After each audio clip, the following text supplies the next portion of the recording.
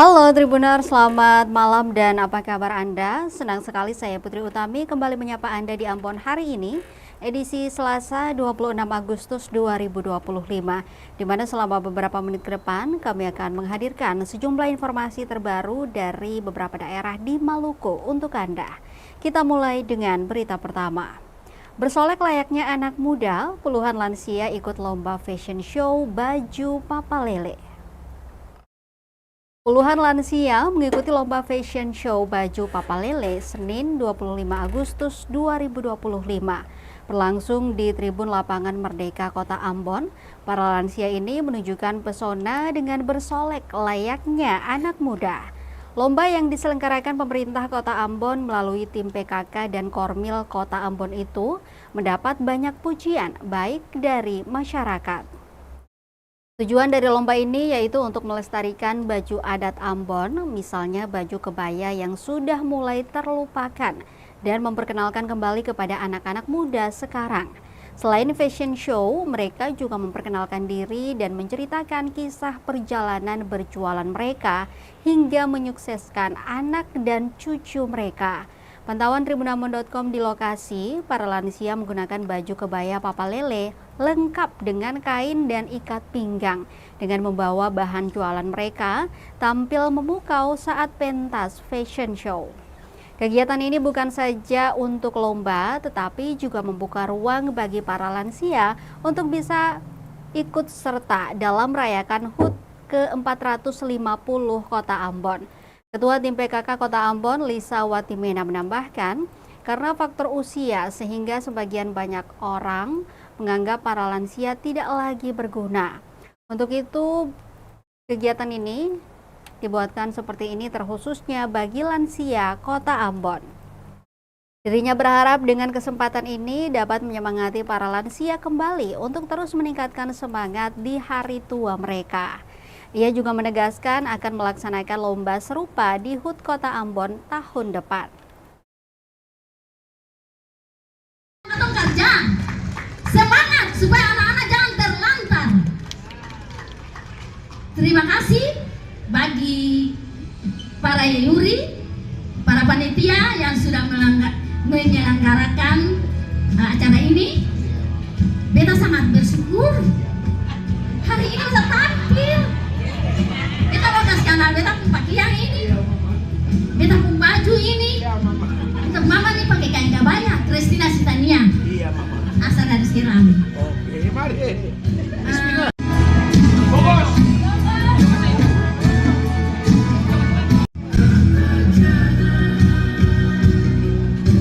Beta Par Ambon. Iya. Beta mau berkenan. Kalau jualan ke orang ambil lah.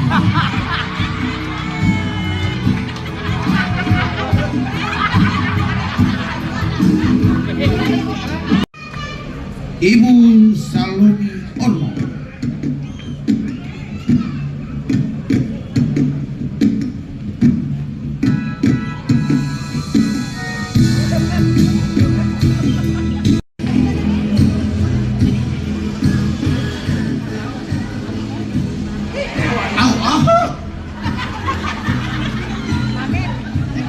Buat saudara semua, karena pasar su bagus, beta bajalan juga, bajalan ke kukeku, beta pun bangku ada nih, ya kalau ada orang beta duduk.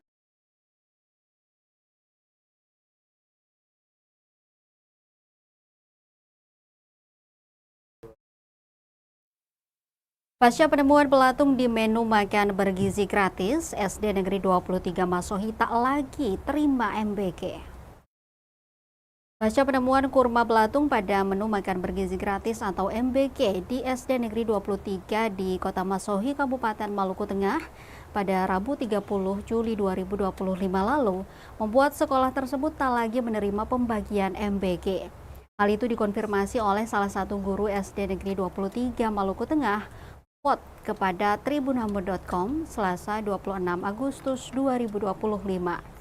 Dirinya menyatakan usai penemuan kurma tak layak konsumsi, kini sekolahnya tidak mendapat makan bergizi gratis. Padahal belakangan ini sekolahnya baru menerima pembagian MBG. Hal ini menjadi tanda tanya besar dari para siswa. Pasalnya saat pertama kali dibagikan makan bergizi gratis, anak-anak begitu senang dan bersemangat. Namun kini para siswa kembali diarahkan membawa bekal dari rumah. Guru tersebut juga menceritakan soal pembagian MBG pertama kali, di mana saat itu porsinya cukup banyak. Namun seiring berjalannya waktu, porsi makanan seakan dikurangi. Sayangnya terhentinya pembagian MBG ini juga tak ada konfirmasi langsung dari Satuan Pelayanan Pemenuhan Gizi atau SPPG terkait. Karena ketidakpastian program makan bergizi gratis ini, ia menilai baiknya diadakan program sekolah gratis. Sementara itu, Ketua Satuan Pelayanan Pemenuhan Gizi atau SPPG Letuaru, Abdul Rashid, saat dikonfirmasi via seluler, ia belum memberikan keterangan resminya. Kantor SPPG Letuaru juga nampak sepi, lengah dari aktivitas.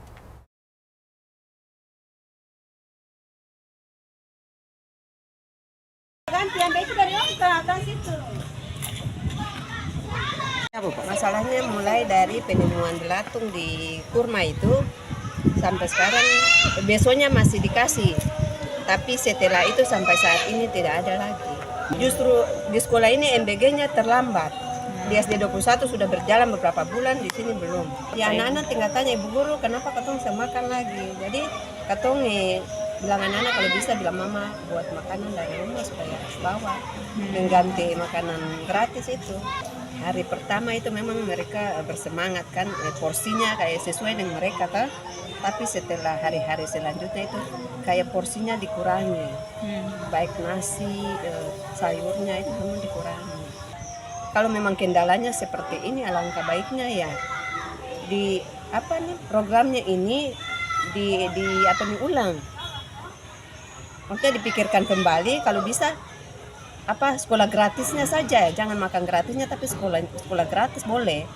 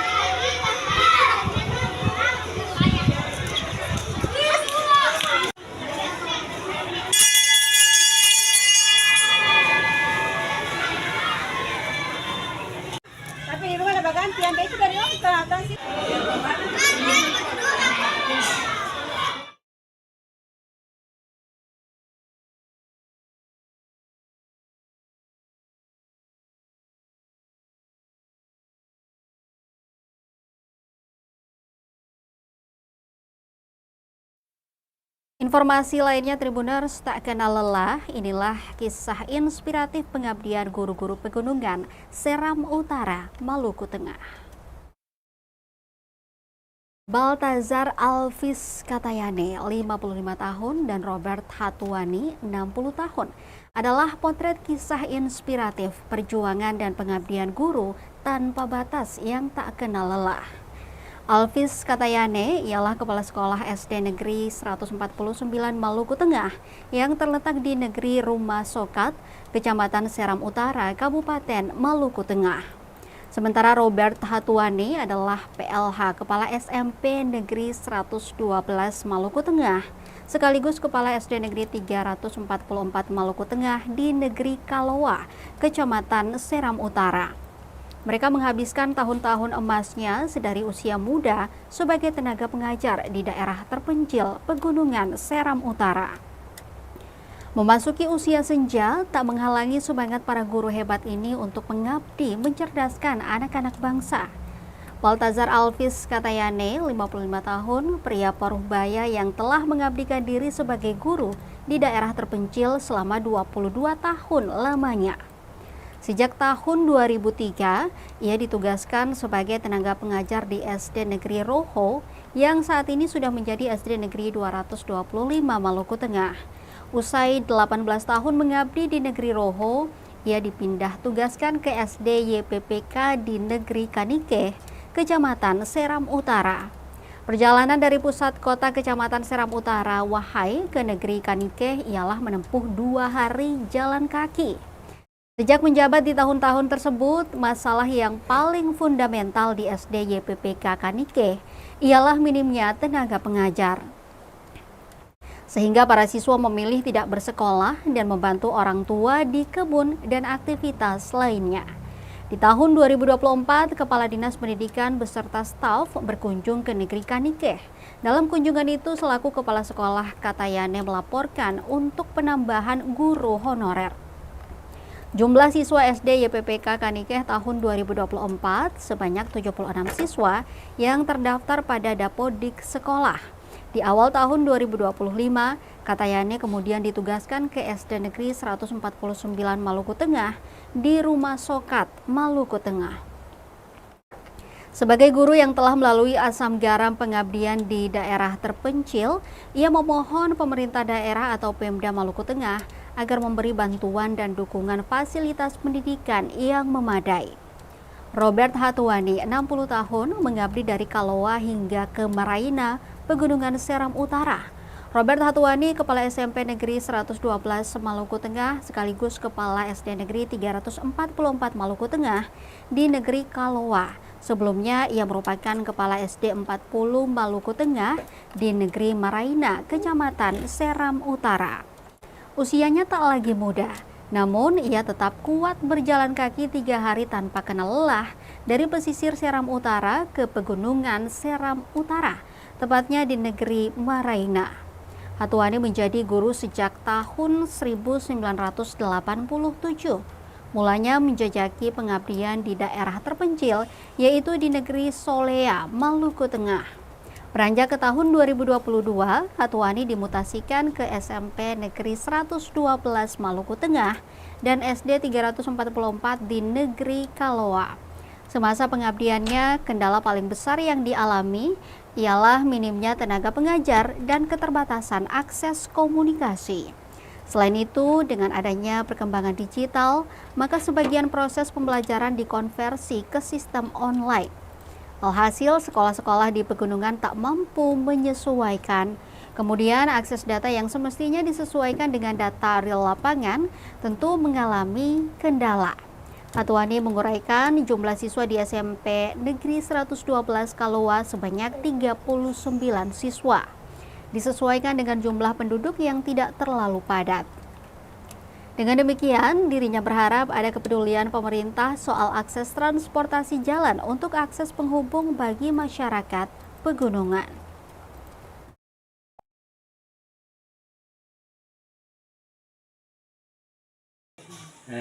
Awalnya saya itu dari 2007 ditempatkan di SD Negeri Roho, Kecamatan Seram Utara, yang sekarang sudah jadi SD 225 Maluku Tengah.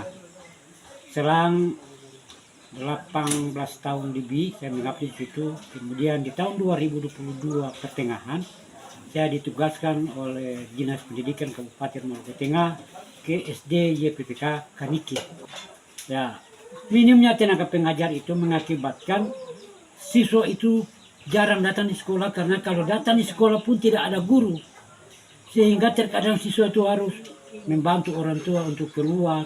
Karena sama saja kalau kembali ke sekolah pun juga tidak ada guru yang bisa melayani mereka mengajar. Dan sekaligus Bapak Kepala Dinas akan membawa 1 buah Starling dan Chromebook 5 buah untuk sekolah dasar.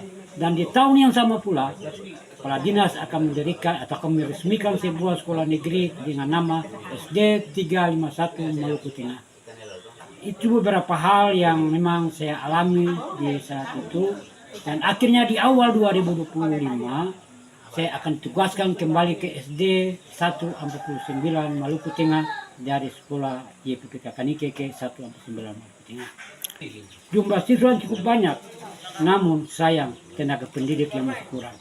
Untuk itu diharapkan baik SDA PPK maupun SD 351 pemerintah harus mengakomodir tenaga-tenaga pengajar untuk bisa mendidik dan mencerdaskan anak-anak bangsa yang ada di daerah pegunungan, khususnya Tanike. Terima kasih.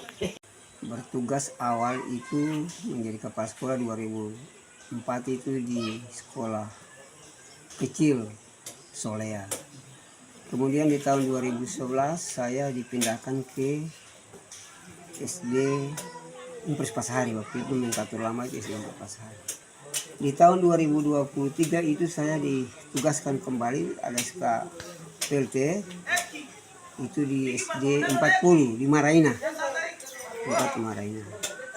Dan di tahun 2004 itu saya kembalikan, saya usulkan ke Pak Kadis kalau bisa saya digantikan oleh seseorang, maka tergantilah pergantian Kepsek Bapak Rinto Tumarumon.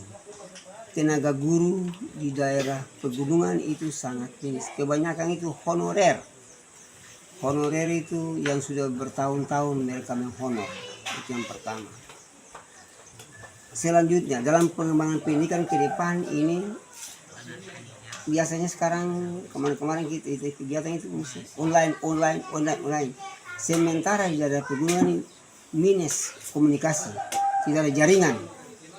Nah itu yang merupakan penghalang atau tidak sepenuhnya katong akses data yang sesuai dengan bagaimana pengembangan pendidikan ke depan itu harus dia setara dengan pendidikan teman-teman sekolah yang di daerah kota, barangkali begitu.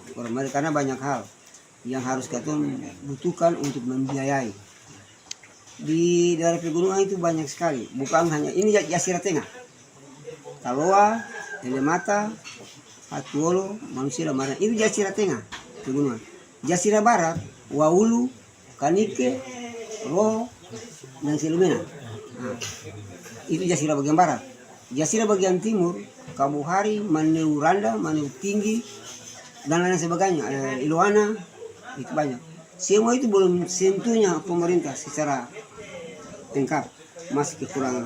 Dengan demikian diharapkan ke depannya itu kalau bisa ada keperluan pemerintah, banyak hal sebetulnya yang menyangkut dengan transportasi jalan, bagaimana bisa mengakses data dari sekolah-sekolah ke pemerintah daerah. So, ini kan tuntutan-tuntutan itu data harus lengkap, harus akurat. Begitu. Siap, terima kasih.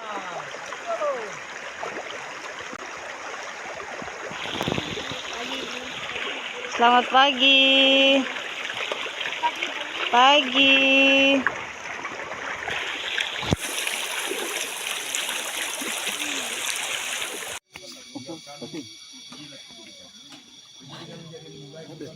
Para guru, kepala sekolah. Tetapi pendidikan itu menjadi lebih baik kalau ada. Atas berkat dan rahmatnya kita boleh berada di sini di negeri Hatuolo bersama dengan Pak Kadis Kabupaten Maluku Tengah. Berkat dengan pembangunan sekolah ini walaupun satu ruangan darurat, tapi Pak Kadis bisa melihat kondisinya seperti ini nanti ditindaklanjuti oleh Kita sesembuh sandal. Pagi. Pagi Bu. Pagi Bu. Pagi Bu.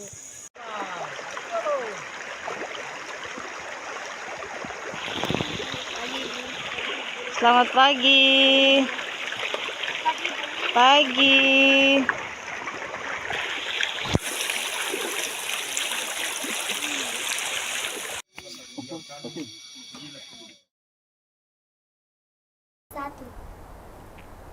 Sepekan, genangan air masih tutupi badan jalan di Desa Danama, Seram bagian timur.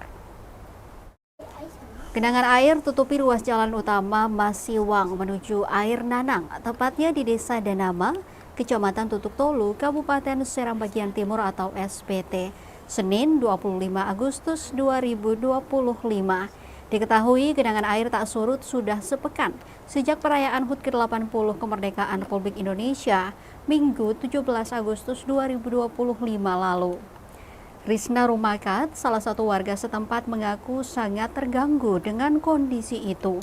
Dan menurutnya tak jarang pengendara harus memutar balik dengan melintasi jalur lain. Beberapa di antara kendaraan yang berusaha menerobos langsung mogok.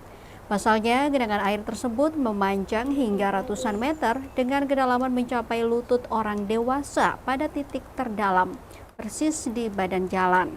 Lebih lanjut, meski kerap terjadi, namun hingga kini belum ada penanganan oleh pihak terkait.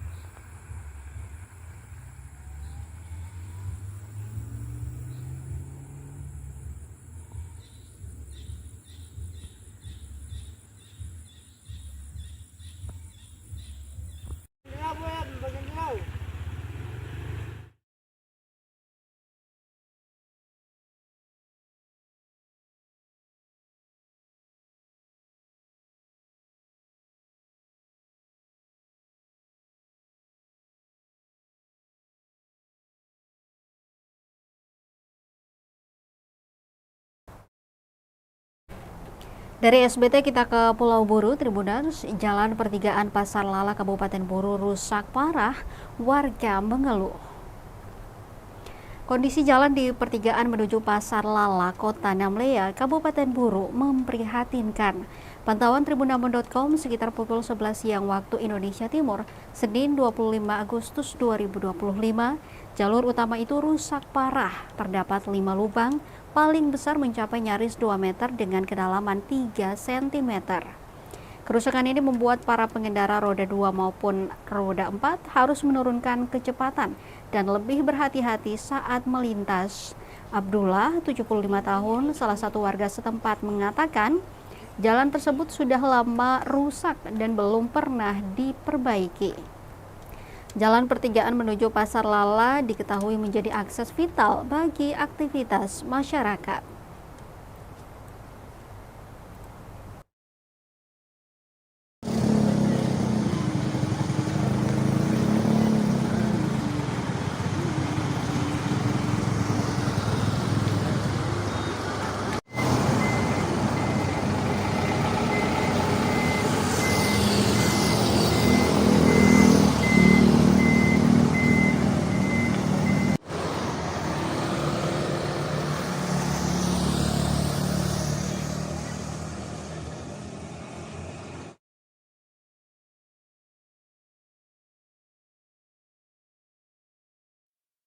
Bangunan penjagaan bak air di Gunung Babi Namlea rusak dan tak terawat. Kondisi bangunan penjagaan bak penampungan air di Gunung Babi, Kota Namlea kini memprihatinkan. Pantauan Tribunama.com sekitar pukul 3 sore waktu Indonesia Timur, Minggu 24 Agustus 2025, sejumlah bagian bangunan mengalami kerusakan parah. Beberapa material kayu seperti ventilasi sudah tidak ada, sementara rumput liar tumbuh lebat memenuhi area bangunan. Abdullah, 75 tahun, salah seorang warga yang ditemui di lokasi, mengungkapkan bahwa sebagian kayu dan pipa yang dulunya dipasang di bangunan tersebut kini telah hilang akibat dicuri. Sebagai informasi Tribuners, bangunan penjagaan ini awalnya dibuat untuk melindungi 3 bak penampungan air yang menjadi sumber utama aliran air bersih ke rumah-rumah warga di Kota Namlea. Namun tanpa adanya pengawasan, fasilitas tersebut kini terbengkalai dan dikhawatirkan berdampak pada distribusi air bersih ke masyarakat. Abdullah berharap pemerintah daerah segera mengambil langkah untuk memperbaiki sekaligus menugaskan petugas penjaga agar fasilitas vital ini dapat kembali berfungsi dengan baik demi kepentingan bersama.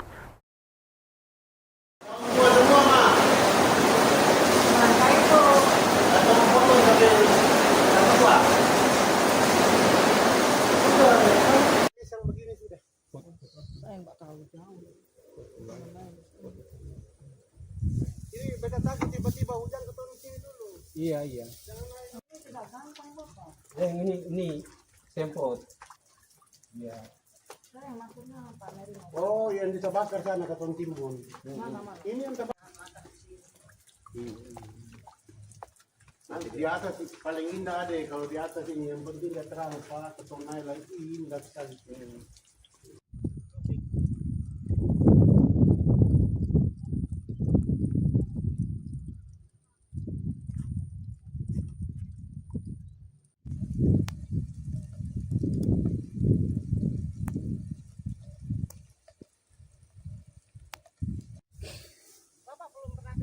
Belum. Iya. Kamu semua mah. Atau foto sambil apa? Yang begini sudah. Saya enggak tahu jauh. Ini beda tadi tiba-tiba hujan ke turun sini dulu. Iya.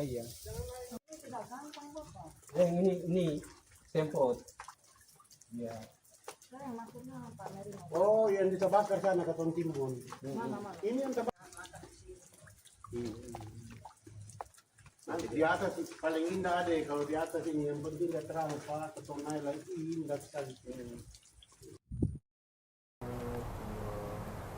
Kita ke berita terakhir Tribuners, 2 proyek mangkrak Bina Marga di Malra, ada jembatan Rumadian menuju Dian hingga Dian menuju Tetoat. 2 proyek pembangunan jembatan yang berlokasi di Kecamatan Menyeu dan Hot Sorbay, Kabupaten Maluku Tenggara atau Malra, Provinsi Maluku, di mana 2 proyek tersebut hingga pertengahan tahun 2025 masih mangkrak dan belum menunjukkan tanda-tanda penyelesaian. Mulai dari proses perbaikan jembatan penghubung Rumadian menuju Dian yang tak kunjung diperbaiki, hingga mega proyek jembatan Dian menuju Tetoat yang menguras anggaran APBD Maluku sebesar 43 miliar rupiah. Kedua jembatan menyedot perhatian publik karena nilai investasi yang besar dan harapan tinggi masyarakat terhadap dampak ekonominya. Namun faktanya terbengkalai di lapangan. Bahkan ketidakpastian kelanjutan proyek memicu kritik warga dan sejumlah pihak mempertanyakan keseriusan pemerintah maupun pelaksana proyek. Berikut ulasan singkat 2 proyek jembatan yang masih terbengkalai di Malra. 1. Jembatan Rumadian menuju Dian. Jembatan ini dibangun sekitar tahun 1993. Rangka baile yang digunakan merupakan bekas jembatan Watdek yang berusia sekitar 40 tahun. Jembatan ini pernah ambruk di tahun 2024 lalu dengan kerusakan dari arah Dian, kemudian diperbaiki oleh Dinas PUPR Maluku di bawah Satuan Kerja Bina Marga. Tak memakan waktu lama, pada 11 Maret 2025 pukul 5:30 subuh, jembatan ini kembali ambruk menyebabkan mobil penumpang dan barang jatuh ke laut. Beruntung tidak ada korban jiwa dalam peristiwa naas tersebut. Sempat mendapatkan garansi dari Gubernur Maluku Hendrik Lewerisa untuk perbaikan, namun hingga kini tak kunjung diperbaiki. Akibatnya kerap viral karena mendapatkan sorotan dari masyarakat hingga tokoh agama yang meminta perbaikan jembatan tersebut. 2. Jembatan Lengkung Dian menuju Tetoat, proyek pembangunan multi-years yang dimulai sejak 2013 hingga kini belum juga rampung. Pembangunan infrastruktur strategis milik Dinas PUPR Maluku bidang Bina Marga ini justru menjadi sumber permasalahan anggaran karena kerap terhenti aktivitas pembangunan konstruksi. Warga masyarakat berulang kali mengeluhkan kondisi proyek yang mangkrak dan minim progres. Tidak hanya itu, proyek ini bahkan masuk dalam bidikan Kejaksaan Tinggi Maluku di tahun 2024 lalu. Nama mantan Kadis PUPR Maluku Ismail Usemahu juga berada dalam pusara korupsi jumbo tersebut. Usemahu disebut bertindak sebagai PPK sekaligus KPA atau kuasa pengguna anggaran. Puluhan miliaran anggaran digelontorkan bersumber dari APBD Maluku, namun hingga pertengahan 2025 belum kunjung rampung dan menyisakan proses hot mix lantai jembatan dan uji beban. Eko Kowarin, salah satu warga yang ditemui tribunambon.com Senin 25 Agustus 2025 di lokasi jembatan Dian menuju Tetoat, mengungkapkan harapan penyelesaian jembatan ini. Menurutnya, pembangunan ini sudah lama sekali, namun aksesnya baru dibuka untuk kendaraan bermotor.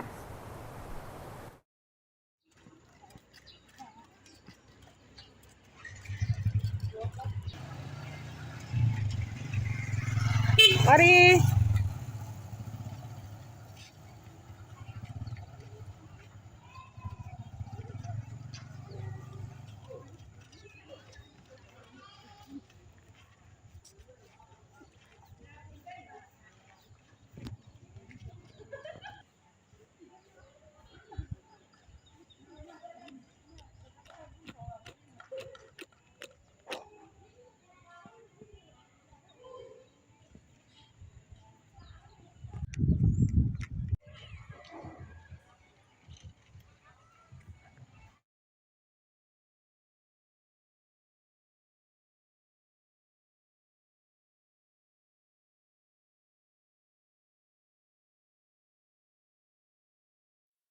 Tribuners, informasi tadi sekaligus mengakhiri perjumpaan kita di Ambon hari ini. Saya Putri Utami mewakili seluruh kru yang bertugas mengucapkan terima kasih atas kebersamaan Anda. Selamat malam, sampai jumpa dan amato. Download Tribun X sekarang, menghadirkan lokal menjadi Indonesia.